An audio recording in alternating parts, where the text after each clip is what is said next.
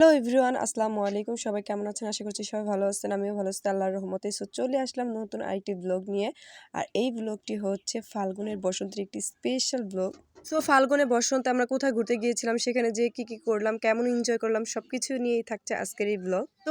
এই ছিল আজকে ঘুরতে যাওয়ার জন্য আমার আউটফিট। আর আমি এখানে কিন্তু খুব সুন্দর একটা শাড়ি বের করে নিয়েছি, যেহেতু ফাল্গুনে বসন্তে একটু ঘুরতে বের হবো, তাই খুব সুন্দর একটা জামদানি শাড়ি আমি বের করে নিয়েছি। আর এইদিকে হচ্ছে কিছু ফুলও নিয়ে এসেছিলাম, যেহেতু এখন বসন্তকাল, তো ফুল তো একটু মাস্ট দিতেই হবে।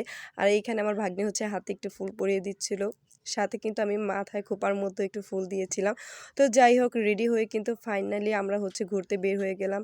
আর এই তো হচ্ছে আমাদের ফাইনাল লুক। সবাই মিলে একসাথে ঘুরতে বের হলে কিন্তু ভালোই লাগে। তো ফাইনালি আমি কিন্তু এই ফাল্গুনে বসন্তে শ্বশুরবাড়িতে চলেই গেলাম। কি ভাবছেন আপনারা, আমি সত্যি সত্যি আমার শ্বশুরবাড়িতে চলে এসেছি? জি না, আমি চলে এসেছি আজকে আমাদের শ্রীনগর কয়কীর্তন ভাইরাল শ্বশুরবাড়ির রান্নাঘরে। আমাদের শ্রীনগর কয়কীর্তনে কিন্তু 3টা ফেমাস রেস্টুরেন্ট রয়েছে, এর মধ্যে আমি 2টাই হচ্ছে ঘুরতে গিয়েছিলাম। আর আজকে বাকি একটা ছিল, সেটাও ঘুরতে চলে আসছি। আর এই তো ফাইনালি কিন্তু আমি শ্বশুরবাড়িতে পালকিতে করে চলে এসেছি। নতুন বউ কিন্তু লাল টুকটুকে শাড়ি পরে পালকিতে চড়ে শ্বশুরবাড়িতে চলে আসে। আমি হচ্ছে ফাল্গুনে বসন্ত, যেহেতু শ্বশুরবাড়িতে চলে এসেছি, তাই হচ্ছে কালারফুল জামদানি শাড়ি পরে পালকিতে চড়ে শ্বশুরবাড়িতে চলে আসলাম। তো ফাইনালি দেখেন এত শ্বশুরবাড়ির রান্নাঘরের রেস্টুরেন্টের ভিউ, আর লিটারলি এত সুন্দর যে দেখবে সেই এই জায়গাটার প্রেমে পড়ে যাবে আমার মনে হয়। তো যাই হোক, এত সুন্দর একটা ঝর্ণা ছিল, দেন হচ্ছে দুতলা একটা খোলা বারান্দা করা ঘরও ছিল, টপ বারান্দা। আর ছোট ছোট বাবুই পাখির ফ্যাক বাসাও ছিল,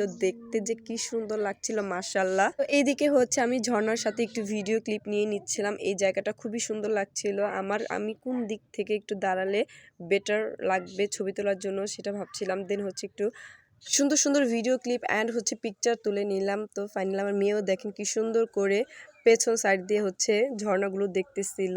আর অনেকদিন পর হচ্ছে আমার শাড়ি পরা হয়েছে, আর এত সুন্দর একটা শাড়ি পরেছি বসন্তের এই ফাল্গুনে। তো ভাবলাম ঘুরে ঘুরে একটু ভিডিও করি। শাড়ি পরে আমাকে কেমন লাগছে অবশ্যই কমেন্টসে জানাবেন। আর এই দিকে তো আমি সেই দোতলা খোলা ঘরটায় ওঠার জন্য টুকটুক করে হেঁটে চলে যাচ্ছিলাম 2 মেয়েকে নিয়ে।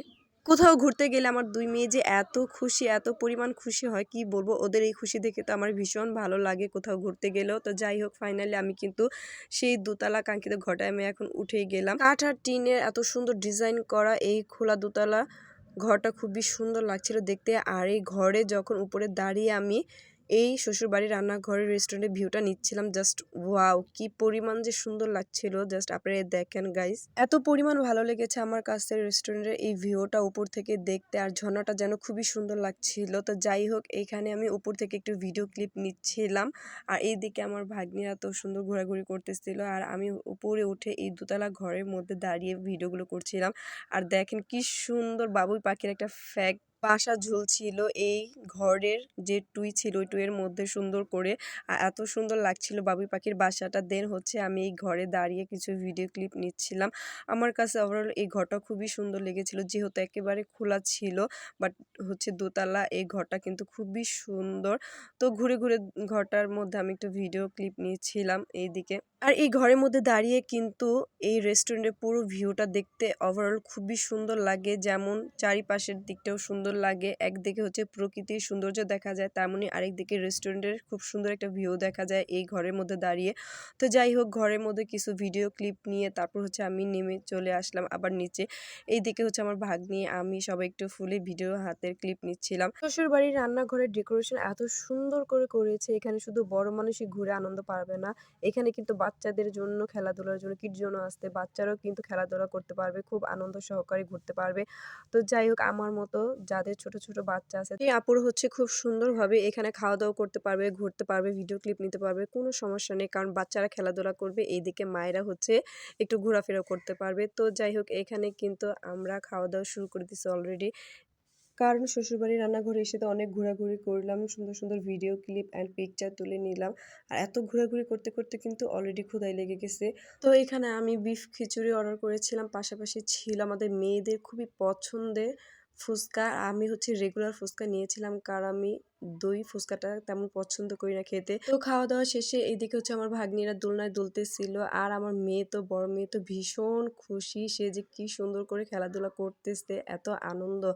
আর জাস্ট দেখেন শ্বশুরবাড়ির রান্নাঘরের রাতের ভিউটা এত সুন্দর কি বলবো। আমার কাছে শ্বশুরবাড়ির রান্নাঘরের রেস্টুরেন্টের ভিউটা, রাতের ভিউটা খুবই ভালো লেগেছে। রেস্টুরেন্টের পুরোটা জুড়ে যেন লাইটিং করা ছিল, চারিদিকে ঝলমল করছিল আর লাইটিং এ এত সৌন্দর্য।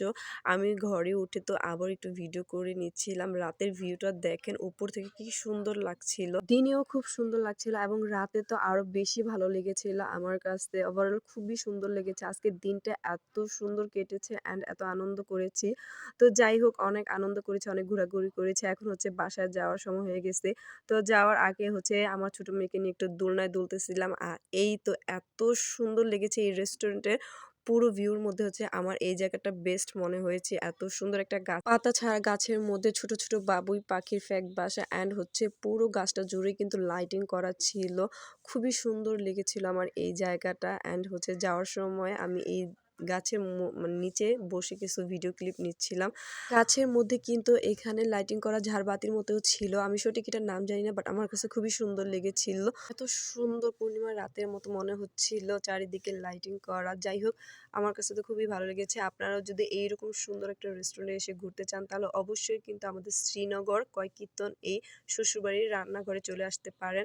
আশা করছি আপনাদের খুবই ভালো লাগবে, সুন্দর একটা সময় কাটাতে পারবেন। এই তো আমরা এখন বাসায় চলে যাব। তো বাসায় যেতে যেতে হচ্ছে একটি ভিডিও ক্লিপ নিচ্ছিলাম বাইরের দিকটা। এইদিকে হচ্ছে কিন্তু ৩টা রেস্টুরেন্ট। একটা হচ্ছে শ্বশুরবাড়ির রান্নাঘর আজকে যেখানে আমরা এসেছি, দেন হচ্ছে তার বিপরীতে আসতে শাফিনস রেস্টুরেন্ট, এর আগে গিয়েছিলাম। আর তার পাশে আছে খিচুড়ি ঘর। ৩টা রেস্টুরেন্টই আমাদের শ্রীনগর কয়কীর্তনের মধ্যে ফেমাস অ্যান্ড টপে আসতে। তো যাই হোক, আমার ভিডিওটা যদি আপনাদের ভালো লেগে থাকে তাহলে একটা লাইক, কমেন্ট আর শেয়ার দিয়ে পাশে থাকবেন। অবশ্যই আমার পেজটাকে ফলো করবেন। তো আজকের ভিডিওটা এই পর্যন্তই। কথা বলতে বলতে এখানে বিদায় নিচ্ছি। আল্লাহ হাফেজ।